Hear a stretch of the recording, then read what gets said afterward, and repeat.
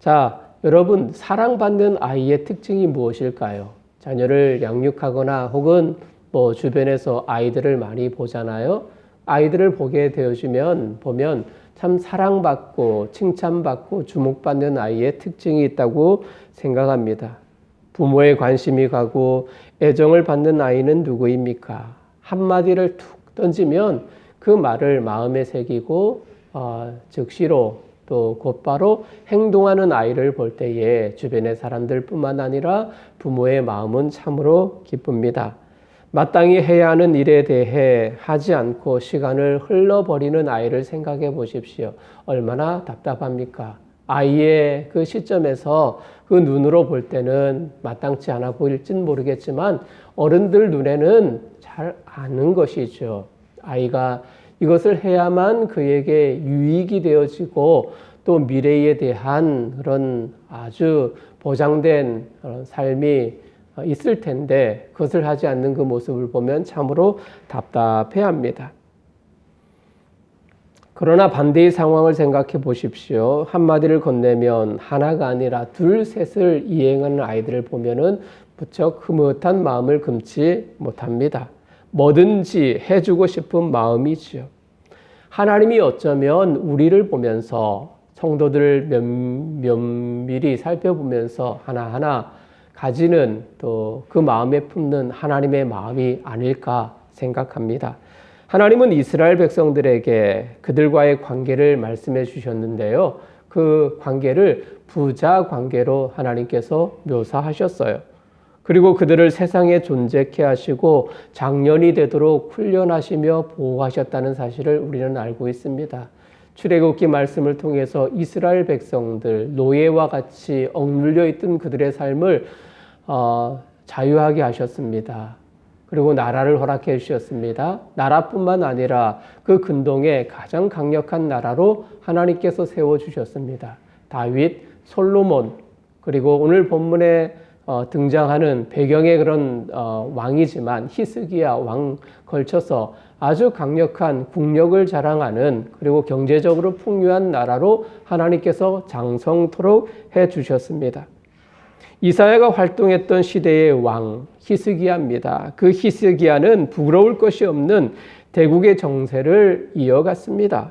이처럼 성년이 된 이스라엘이지만 여전히 그들은 제자리 걸음입니다. 여러분, 부족함이 없어서일까요? 그래서 하나님이 필요 없는 분처럼 그들에게 다가왔을까요? 겉으로는 모든 것이 갖춰졌지만 군사력, 경제력, 부족함이 없지만 속은 텅 빈 강정처럼 하나님을 아는 지식이 자리에서 떠났다는 것을 알 수 있습니다. 오늘 우리 본문을 통해서 살펴보고자 하는 것은 대략 세 가지로 정리를 할 수 있습니다. 본문에 나타나는 이스라엘 백성들의 문제가 무엇인가? 그들의 문제를 보면서 우리의 현실의 문제는 무엇인가를 살펴보아야 되겠죠. 그리고 하나님은 그들에게 무엇을 말씀하시는가? 우리의 심령 속에서 하나님께서 성령을 통해서 말씀하시는 음성이 무엇인가? 이것이 우리에게 적용점이 되겠죠. 그리고 마지막으로는 본문을 보면서 우리는 어떻게 반응해야 하는가? 이스라엘 백성들이 어떻게 반응했고 우리는 과연 성령 하나님 주시는 말씀, 깨달음을 통해서 어떻게 반응하는 성도로 하나님의 사람으로 서야 하는가? 이것을 오늘 발견하면서 올 한 해에 하나님과 함께 걸어가고자 하나님과 함께 하나님의 나라를 향연할 수 있는 귀한 성도님들 되시기를 주님의 이름으로 부탁합니다. 10절 말씀을 볼까요? 10절은 이사야가 온 이스라엘을 향하여 본격적으로 하나님의 메시지를 선포하기에 앞서 하나님의 음성을 경청할 것을 이스라엘 백성들을 향하여서 촉구합니다. 반복적인 단어를 쓰고 있습니다. 들을지어다, 기울일지어다 두 번이나 강조하고 있습니다. 두 번이나 반복적으로 말하고 있다는 것은 아주 중요하다는 의미겠죠. 아주 강조하는 표현입니다. 얼마나 매우 급했으면 두 번이나 반복적으로 외치며 말합니까? 특히 이스라엘 관원들을 향하여서 노골적인 심기를 숨기지 않고 있습니다. 그들을 향해서 무엇이라고 이야기합니까? 소돔의 관원이다 말합니다. 또 고모라의 백성이다 라고 선포합니다. 당시 이스라엘 상태가 전 국가적으로 하나님의 불심판을 받아 마땅한 그곳 소돔과 고모라에 비견될 정도로 심각하게 타락하고 부패한 상태였기 때문이지요. 소돔과 고모라가 어떤 도시인지 우리는 잘 알고 있습니다. 아주 더러운 땅입니다. 음란한 도시입니다. 하나님을 향해 경외하는 마음은 하나도 없는 도시입니다. 의인이 없어서, 그것도 의인 10명이 없어서 하나님의 불심판을 당한 도시이기도 합니다. 지금 그런 도시의 사람들의 이스라엘 백성들이 비유되고 있단 말이죠. 엄청난 모독적 발언이다 말할 수 있습니다. 이런 소리를 들은 이스라엘 백성들은 이사야를 돌로 쳐 죽이고 싶은 심정입니다. 왜요? 부족함이 없고 경제와 국력이 든든한 상황인데 이사야 선지자가 갑자기 등장하여서 자신들을 향하여서 소돔의 관원이다, 고모라의 백성이다, 그리고 하나님의 말씀을 들으라 들으라 두 번이나 외치고 강조하고 있는 그 이사야가 너무나도 미웠겠죠. 여러분, 남유다 그들의 나라가 어떤 나라인지 우리는 알고 있습니다. 정통성을 가진 나라입니다. 다윗 언약의 그 말씀, 그 계약 언약을 계승한 나라다 말할 수 있어요. 북이스라엘과는 달리 하나님의 선민으로서 대단한 자부심을 느낍니다. 아브라함, 이삭, 야곱, 그 신앙을 전승한 나라가 남유다이기 때문이죠. 솔로몬 성전이 세워졌습니다. 그곳에서 날마다 하나님 앞에 예배드립니다. 그리고 율법의 말씀들이 계속해서 선포되어지고 있어요. 절기 때면 예루살렘에는 발 디딜 틈 없이 많은 사람들로 북적입니다. 항상 말씀과 같이 했던 그 나라 남유다 왕국이지요. 그런데요, 아이러니하게도 하나님은 그들에게 오늘 본문에서 이렇게 이야기하죠. 들을지어다 귀를 기울이라. 말씀과 하나님과 함께 늘 함께 했던 그들에게 하나님이 웬일인지 그들에게 말합니다. 들을지어다 귀 기울이라. 항상 예배가 함께 있었고 율법의 말씀들이 그들의 귀에 윙윙거리는 매일과 같이 하나님 말씀 경청하며 살아가는 그들에게 하나님이 웬일로 두 번이나 이야기하고 있어요. 들을지어다. 한 번의 말로 응답하면 좋으련만 좀처럼 듣지 않습니다. 그래서 하나님이 이사야를 통해서 좀 들어라. 제발 좀 들어라. 하나님 법에 기울이라. 16절 17절에서 재차 촉구합니다. 악한 행실을 버리고 행악을 그치고 공의를 행하는 백성이 되라. 머리는 커지고 있지만 마음은 따뜻하지 못한 그들의 모습을 보면서 다시금 외치고 있습니다. 여러분, 이 시대의 모습을 돌아보기를 원합니다. 우리가 삶을 영위하는 이 시대의 모습은 과연 어떠합니까? 음성이 없는 것이 아닙니다. 도리어 많은 소리를 들을 수가 있어요. 예배가 작아서가 아닙니다. 하나님께 나아갈 수 있는 다양한 방법들이 즐비합니다. 최근 작년 한 해를 돌이켜 보십시오. 코로나 바이러스 19라는 팬데믹 상황 속에서 참 예배를 드릴 수 있는 환경의 처소가 굉장히 넓어졌습니다. 우리의 사고도 많이 열려져 있어요. 어떻게 해서든지 교회에 나와서 예배를 드리는 것이 예배다라고 생각을 했었지만 이제는 그 생각의 폭이 넓어져서 각 처소에서 하나님의 임재의 경험을 하고 하나님 앞에 진실되게 나아가기만 하면 그것마저도 예배다라고 생각하며 곳곳에서 예배를 드립니다. 좋은 설교를 들을 수 있고 내가 원하는 신앙의 길도 선택할 수 있는 시대가 도래했습니다. 인터넷과 기독 방송을 통해서 명설교를 들을 수 있습니다. 유명한 목사님들의 메시지를 우리가 경청할 수 있습니다.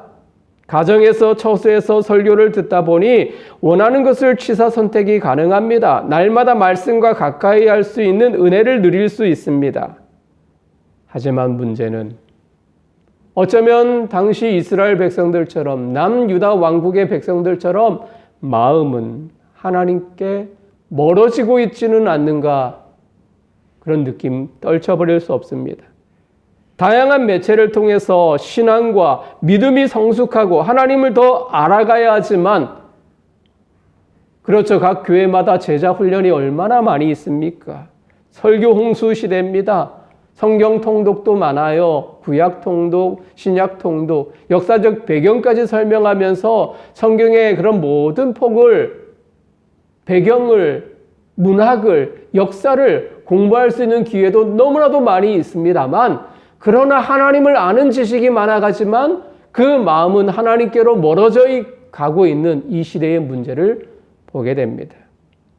신앙과 믿음이 성숙하고 하나님을 알아가야 하지만, 하나님을 정말로 밀접하게 그분께 붙어 있어야 하지만 더욱 멀어져 가는 현실을 봅니다. 점점 더 형식적인 신학 모습이 나타납니다. 하나님 말씀합니다. 동일하게 제발 좀 들어라. 세상의 소리가 아닌, 틀에 박힌 삶의 여정이 아닌 진정한 하늘의 소리에 귀를 기울이지 않을래? 우리는 기도하죠. 뜻이 하늘에서 이루어진 것 같이 땅에서도 이루어지기를 소원합니다.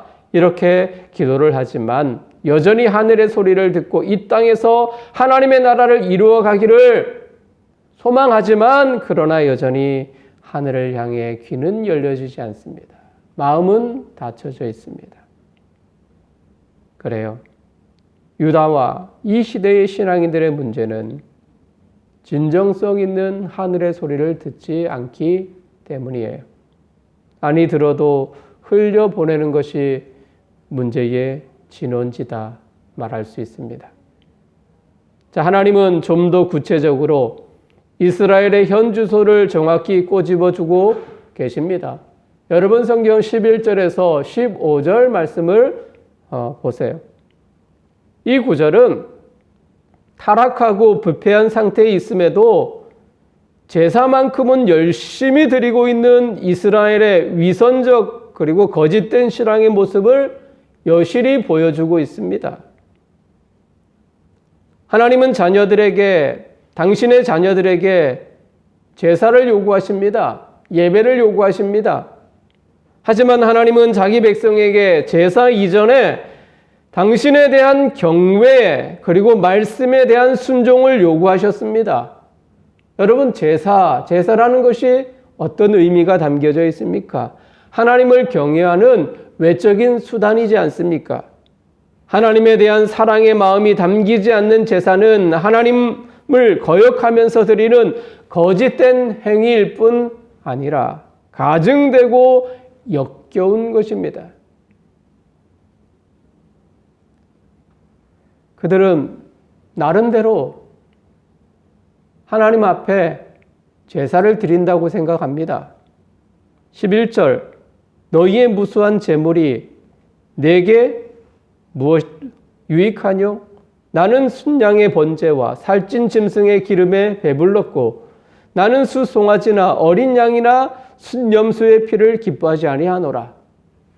이 말씀 이면에 보면 이스라엘 백성들, 특별히 남유다의 백성들이 하나님 앞에 제물을 드리는 것, 즉 다시 말해서 예배 드리는 것에 대해서 게을리지 하지 않았음을 볼 수 있습니다.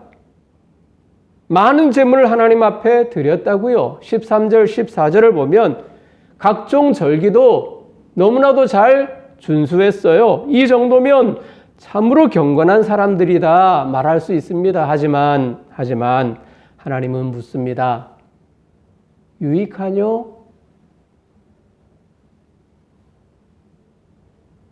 하나님은 물어요.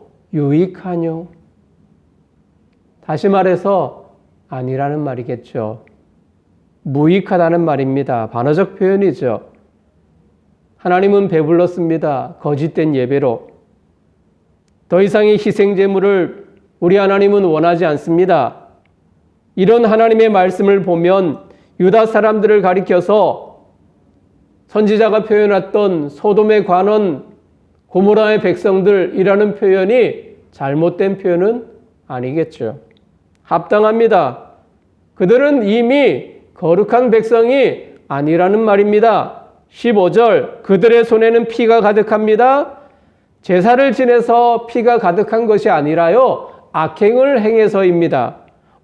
오히려 하나님이 내가 견디지 못하겠다, 내게 무거운 짐이라 내가 지기에 곤비하였느니라 하나님이 한탄하십니다. 중심이 바로 서 있지 않아서입니다. 겉으로는 하나님을 경외하는 것처럼 보이지만 속으로는 썩어 있어요. 사람들은 경건의 능력은 없어도 모양을 갖출 수 있습니다. 여러분, 예수님 시대의 바리새인들, 종교 위선가들의 그 모습을 우리가 기억하잖아요. 예수님이 매번 그들을 만날 때마다 그들을 핀잔하셨습니다. 나무랬습니다. 왜요? 겉으로 보면 경건한 자들입니다. 일주일에 2번 금식합니다. 기도 생활도 하루에 3번 열정적으로 이행합니다. 바리새인들의 기도가 그러했습니다. 그들은 외식의 길을 걸었습니다. 마음에 담는 간절한 기도가 아니었어요. 커다란 길모퉁이에 사람들을 의식한 채 형식에 걸쳐서 그들이 볼 때에, 그들이 지나갈 때에 주여 주여 외쳤고 하나님 하나님 불러 외쳤고 사람들이 없을 때는 조용했습니다. 그들 나름 구제도 열심을 가졌어요. 그러나 보이지 않는 곳에 악을 범했습니다. 아무리 선한 일에 열정을 쏟아도 가난한 이들, 그리고 소외된 사람들, 그들을 착취하면서 그들의 부를 축적했습니다. 그러면서 구제한다는 것이 어떤 의미가 있을까요? 자신들의 배는 다 채워가면서 그냥 생색내듯이 가난한 사람들에게 한 푼, 2푼 주는 그런 구제가 어떤 의미가 있을까요? 그래서 예수님의 말씀이 있잖아요. 회칠한 무덤이요. 그 자체였습니다. 공의를 버린 구제였던 거죠. 거짓된 삶이었던 거죠.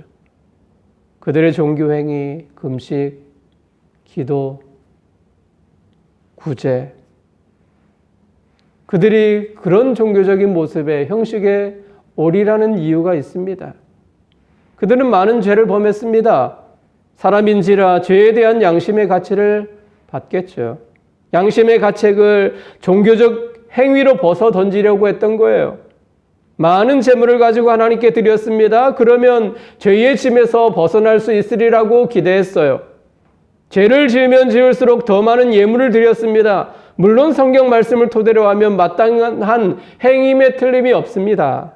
그러나 문제는 제사를 지내기만 하면 자신들의 죄가 해결될 것이라고, 죄에 대해 심각하게 생각하지 않았던 것이 진정한 문제인 거죠. 당연히 하나님이 얼마나 가증하게 생각할까요? 동일하게 이 시대의 모습을 진단해 봅니다. 아니, 이 시대의 상황이 아니라 나 자신에 대한 진단이 정확한 표현이지 않을까요? 똑같은 종교적 행위를 발견합니다. 경건의 능력은 없으면서 경건한 척할 수 있습니다. 세상에 나가서 온갖 악을 다 저지르면서 교회 안에서는 믿음 있는 자로 살 수 있습니다. 하루만 거룩하다가 모든 삶이 거룩해지지는 않겠죠. 하루만 거룩한다고. 6일은 세상에서 참 말하기 두렵지만 마귀처럼 살다가 하루, 주일만큼은 천사처럼 살 수 있습니다. 그렇게 살 수 있습니다. 사람은 속일 수 있습니다. 그러나 하나님을 속일 수는 없어요. 디모데후서 3장 5절에 디모데를 향한 권면에 바울이 이렇게 이야기를 합니다. 경건의 모양은 있으나 경건의 능력은 부인하니 이 같은 자들에게서 내가 돌아서라. 디모데를 향하여서 세상에서 경건한 척하면서 진정한 경건성을 잃어버린 그 사람들처럼 너는 살아가지 말고 하늘의 사람처럼 하나님의 그 말씀을 향연하는 거룩한 하나님의 백성처럼 경건의 모양도 형식도 그 모든 것을 갖추는 사람이 될 것을 권면했죠. 여러분, 종교개혁이 일어난 이유를 아시죠? 면죄부의 판매 때문입니다. 돈으로 구원의 문제를 해결할 수 있다는 논리 때문이었어요. 영혼의 문제에 물질이 개입한 겁니다. 진정한 회개 없는 종교적 행위는 그저 스스로 부질없는 몸부림에 불과합니다. 비난할 의도는 없습니다만 지금도 여전히 그런 신앙이 천주교회 그리고 또 심지어는 우리 개신교 안에 스며들고 있다는 것이 문제인 것이죠. 생명보호재단의 변호사인 크리스티 버튼 브라운은 죄에 침묵하는 현대 기독교인이라는 글을 통해서 이렇게 말했습니다. 오늘날의 현대 기독교인들과 시간을 보내다 보면 실망하게 된다. 이들은 사랑, 은혜, 행복에 대해서만 강조하면서 죄가 실제적이라는 사실에 대해서 망각하고 있다. 이런 말을 남겼습니다. 그리고 현대 기독교인들의 죄를 지적했습니다. 저는 설교를 준비하면서 참 따뜻한 기사를 보았습니다. 어떤 한 아주머니, 김밥집을 운영하는 아주머니의 그 이야기를 연말에 이렇게 취재하여서 기사화한 내용이었습니다. 옥천에서 김밥집을 운영하는 이 아주머니인데 벌써 한 13년 정도 되었답니다. 김밥집을 운영한 그 횟수가. 그런데 변치 않는 게 있어요. 무엇이었을까요? 가격이었습니다. 시작할 때 1,000원이었던 그 가격이 지금도 1,000원에 판매하고 있습니다. 그 아주머니는 이렇게 이야기를 합니다. 사람들, 가난하고 힘들어 하루를 살아가는 사람들에게 배불리 먹이고 싶어서 지금까지 가격을 올리고 있지 않습니다. 새벽 4시 30분에 일어나서 하루 일과를 시작하면서 아침에 출근하는 그런 노동자들을 향해서 아주 값싼 김밥을 그들에게 제공하고 있습니다. 그 김밥을 13년째 먹고 있던 한 손님이 인터뷰 가운데에 이렇게 이야기를 합니다. 이 김밥집에 변하지 않는 3가지가 있어요. 첫째는 물론 가격이 변하지 않았었고요. 또 2번째는 맛도 그대로입니다. 3번째는 이 주인 아주머니의 착한 심성입니다.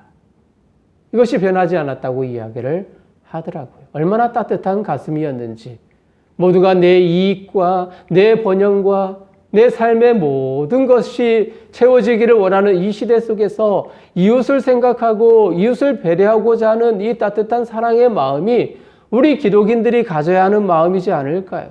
그런데 모두가 그런 사랑은, 그런 배려는 당신의 몫이고 나는 아닙니다 라고 배제하는 이 시대의 이기적인 기독인들을 보게 되는 겁니다.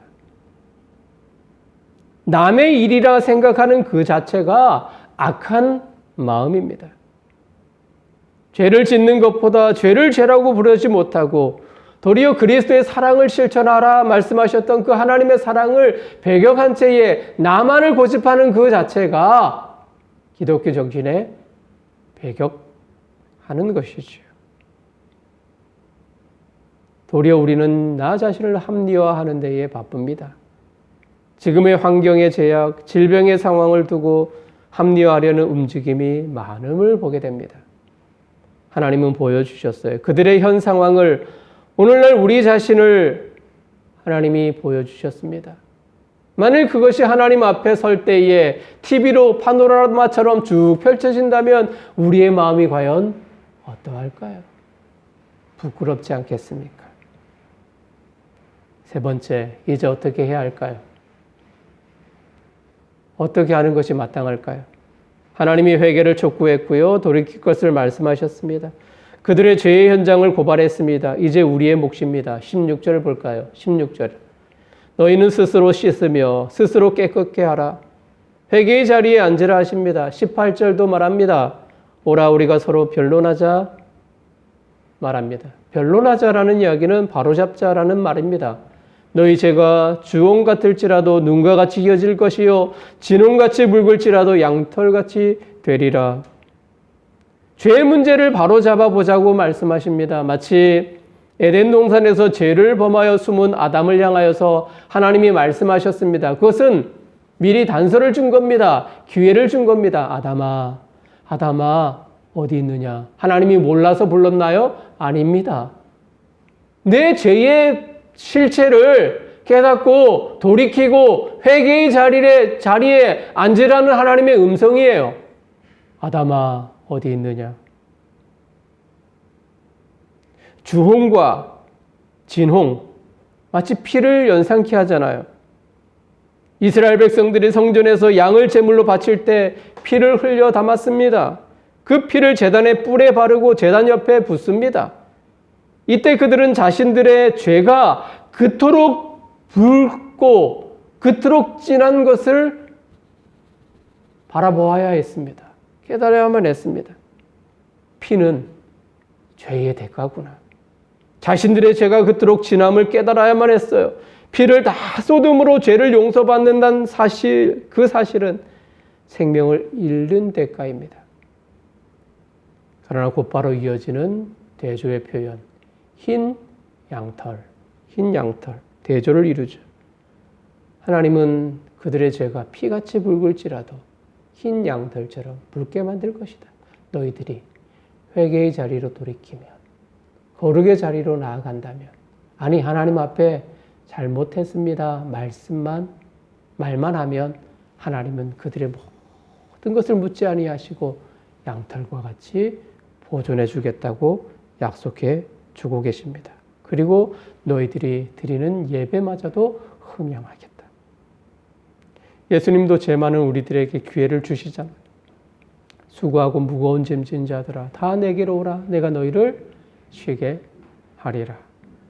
우리의 짐이 아무리 무거울지라도 주님의 십자가 앞에 내려놓을 수 있는 길을 우리 주님이 친히 말씀해 주셨습니다. 이제 선택의 순간입니다. 걸어온 걸음이 다를지라도 무엇을 선택하느냐에 따라서 앞으로의 삶의 질이 달라질 수 있어요. 19절, 20절. 너희가 즐겨 순종하면 어떤 결과가 나타납니까? 즐겨 순종하면 땅의 아름다운 소산을 먹을 것이요. 거절하면, 배반하면 삼켜지리라. 무엇에 의해서? 칼에 삼켜지리라. 말씀합니다. 여러분 이 말씀 다른 해석이 필요할까요? 그냥 여차적으로 우리의 삶에 적용하면 될 것 같아요. 하나님이 지금도 속삭입니다. 범한 죄의 실상을 낱낱이 드러내십니다. 우리의 변명할 여지가 없어요. 이제는 우리가 머물 자리가 분명해졌죠. 우리의 선택이 순종의 자리라면 더 하나님은 우리의 과거를 문제 삼지 않아요. 묻지도 않아요. 땅의 아름다운 소산을 먹고 마시고 배부르게 하십니다. 문제는요, 즐겨 순종하지 않는다는 것이 우리의 문제인 것이죠. 서두에 이런 말씀을 드렸죠. 아이들을 보면서 잠깐의 그런 예화를 말씀을 좀 드렸습니다. 순종하는 아이, 그렇지 않는 아이. 마찬가지잖아요. 저녁에 엄마가 요리를 합니다. 아이들과 또 그 식구들을 위해서 맛난 음식을 해주기 위해서 요리를 하는데 마침 재료가 떨어졌습니다. 불을 끌 수가 없습니다. 그래서 자녀에게 심부름을 시킵니다. 그런데 어떤 아이는 예 알겠습니다. 즐거운 마음으로 다녀오는 아이가 있을 것이고요. 어떤 아이는 TV 프로그램이 너무나도 재밌어서 끊을 수가 없어서 거절했는데 재차 요구에 에이 맨날 나만 시켜 투덜거리면서 하는 심부름 가는 아이가 있겠죠. 어떤 아이를 좋아할까요? 당연하지 않습니까? 두 번째, 후자의 아이는 해도 오히려 마음의 심기가 불편해지고 도리어 좋지 않는 소리를 듣는 아이가 될 거예요. 하나님은 우리가 순종할 때 이해 타산을 따지기를 바라지 않아요. 우리의 상황에 맞추어서 미래의 순종을 원하지 않아요. 지금 이해되지 않는 상황 속에서도 납득할 수 없어도 하나님의 뜻을 행하기를 바라십니다. 말씀에 대한 적용도 같아요. 이 말씀은 오늘 이 주일날 첫째 주에 이 말씀이 내가 아니라 내 남편이 들어야 하는데 다른 사람이 들어야 되는데 아닙니다. 내가 들어야 하는 말씀입니다. 내가 적용해야 할 말씀이라는 거예요. 이 시간 주신 말씀은 하나님을 두려워하지 않는 기독인이 아닌 여전히 신앙생활을 하고 있는 우리들에게 주신 하나님의 메시지임을 잊지 말아요. 말씀을 마무리합니다. 연중 교회 절기들이 많아요. 대표적 절기가 이제 첫 번째 돌아오는 절기가 물론 고난주간 이어서 부활주일이 다가오지요. 그리고 추수감사절, 감사절이 있고요. 성탄절이 있고요. 많은 절기들이 있습니다. 절기 예배를 드림에 그 어떤 시간보다 의미를 가지고 드리는 것이 마땅하잖아요. 또 연초에 보면 많은 교회들이 특별 새벽 기도를 합니다. 한 주간, 두 주간.